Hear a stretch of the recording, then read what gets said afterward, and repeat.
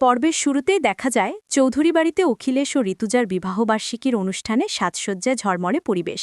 বৃথা অতিথিদের উদ্দেশ্যে বলে, আপনারা দাঁড়িয়ে আছেন কেন, বসুন, দিদি আজ একটু বেশি সাজছে, আজ তো স্পেশাল দিন। ঠিক তখন বৃথা দেখে শ্রেষ্ঠা ও আবির এসেছে, কিন্তু অভিজ্ঞান বাবু নেই। বৃথা জানতে চায়, অভিজ্ঞান বাবু আসেননি? আবির বলে, বাবা আসতে চেয়েছিল, কিন্তু হঠাৎ কাজ পড়ে যাওয়ায় পারেননি।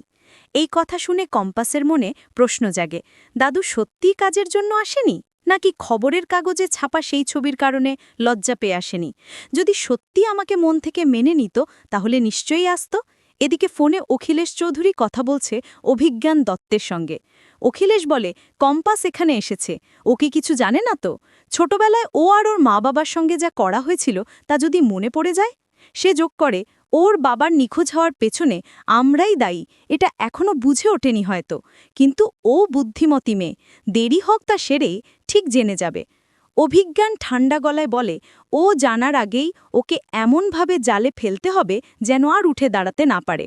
এরপর দেখা যায় কম্পাস অনুষ্ঠানে মেঘমালার সঙ্গে গল্প করছে, হাসছে, কিন্তু চোখে এখনো একটা অস্থিরতা। দূর থেকে বিহান ওর দিকে তাকিয়ে থাকে, চুপচাপ।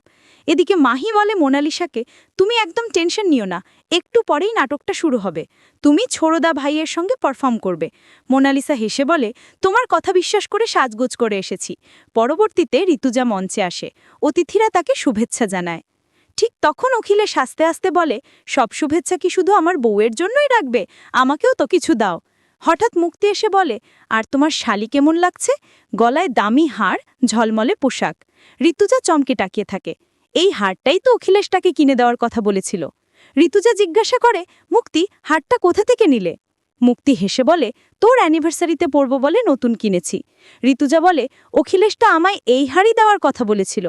অখিলেশ কথায় জড়িয়ে যায়, আসলে দোকানে ফোন করেছিলাম, ওরা বলল শেষ টুকরোটা মুক্তি নিয়ে গেছে।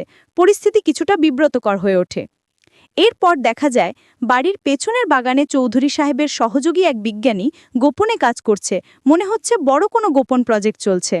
পাল্টা দৃশ্যে অনুষ্ঠান আবার জমে ওঠে, সবাই গল্প করছে, হাসছে।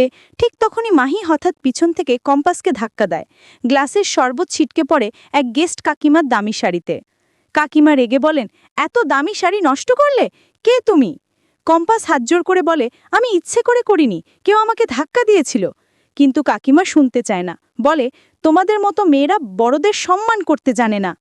এই অপমান সহ্য না করে শ্রেষ্ঠা বলে ওঠে, কম্পাস আর ওর মা কখনো আমাদের বাড়ির কাজের লোক ছিল না, ওরা আশ্রিত ছিল, বিপদে পড়ে এসেছিল, আমি ওকে নিজের মেয়ের মতোই দেখেছি। বিহানও বলে, কে কোন অবস্থায় বড় হয়েছে সেটা বিচার করার অধিকার কারো নেই, এখনও যেখানে আছে সেটাই আসল, অপমান করার আগে ভাববেন। তখন কম্পাস বলে, আপনার শাড়ির দাগ আমি তুলে দেব।